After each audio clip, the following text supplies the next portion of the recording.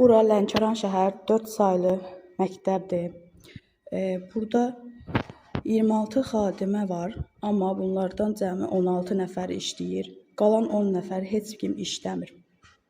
10 nəfərin adı gedir, özü də məktəbə gəlir, maaş da alır, ancaq onlar heç bir otaq təmizliyi eləmirlər. Bizim təsərrüfat müdürümüz Yaşar müəllim bizə deyir ki, siz onların yerinə işləməlisiniz. Onların yerinə işləmirsinizsə, ərizənizi yazıb çıxın. Regionala dəfələrlə mən özüm şəxsən şikayət eləmişəm. Buranın 4 nömrənin inspektoru Cəmil müəllim gəlir. Cəmil müəllim də gəlib bizi susturur. Bizə bir dənə şampun verir təsərrüfat müdürümüz. Baxın. Bu şampunu bizə verir.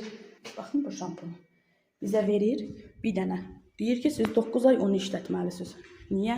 Hər ay bu məktəbə dövlət tərəfindən ləvazimatlar gəlir. Deyirsiniz, biz özümüzdən paspas alırıq, biz özümüzdən süpürgə alırıq, biz özümüzdən xlor alırıq, biz özümüzdən poşet alırıq, biz özümüzdən nə qədər şey alırıq, əski alırıq. Heç nə bizə verilmir, heç nə.